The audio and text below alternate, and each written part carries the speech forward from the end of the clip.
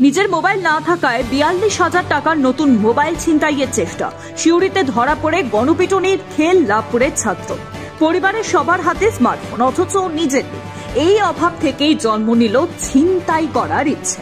আজ সেই ইচ্ছে ডেকে আনলো সর্বনাশ। ৪২,০০০ টাকার মোবাইল ডেলিভারির সময় টাকা না দিয়ে মোবাইল ছিনিয়ে পালাতে গিয়ে হাতে নাতে ধরা পড়ে গণপিটুনির শিকার এক উচ্চ মাধ্যমিক পরীক্ষার্থী।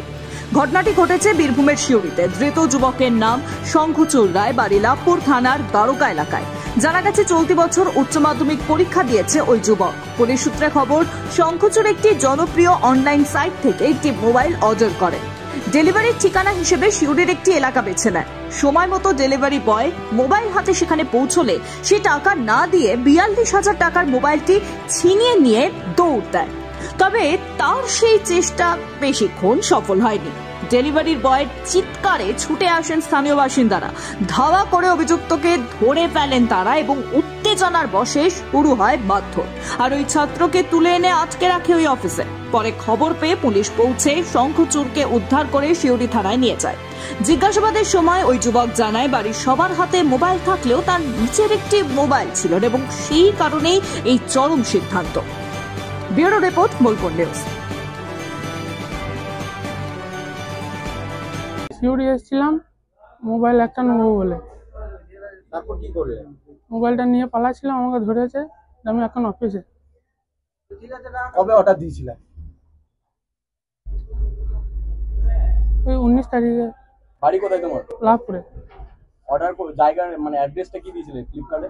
রামকৃষ্ণ আশ্রম। কোথায় সেটা? এইখানে 3 বাজারে। সিউড়ি 3 বাজার। ডেলিভারি ওখানে দিতে এসেছিল তো? কে দিতে এসেছিল?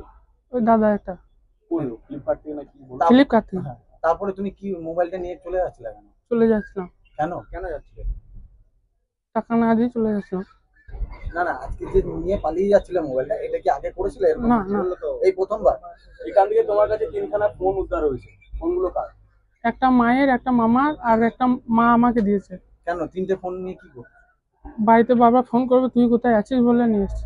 মামার ফোন কি ইউজ করে না, তোমাকে দিয়ে দেয়? না, ওটা একটা পুরনো, মামা নতুন কিনেছে, ওই জন্য ওটা ঘরে থাকে। মায়ের ফোনটাও কি মা ইউজ করে না? ইউজ করে। বলে কি করে ফোনে ইউজ করে, ওটা আমি নিয়ে এসেছি। তোমাকে এখন কোথায় রাখা হয়েছে? ফ্লিপকার্ট অফিসে। তুমি এর আগে কটা ফোন চুরি করেছো? এর আগে করিনি। হ্যাঁ, তোমাকে কেউ কি বলেছিল চুরি করতে? না। করলে কেন? আমার পার্সোনাল মোবাইল নেই, ওই জন্য মা। 3খানা মোবাইল রয়েছে তো? ওগুলো আমার একটাও নয়। ওই 3টে কার ফোন?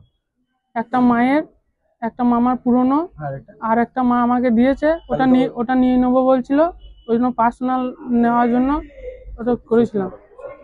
সত্যি বলছি। রামকৃষ্ণ আশ্রমের সাথে তোমার কি যোগসূত্র আছে? আগে পড়তাম ওখানে। কি নিয়মিত আসা হয় তোমার? এখন মাঝে মধ্যে আসি। আজকে কার সাথে এসেছিল? একা। ওখানে কেউ আছে চেনা জানা রাখো? বাড়িতে জানানো হয়েছে? বাড়িতে আসছে। কখন ফোন করেছে? একটু আগে। কি বললো তারা? বলছে আসছি।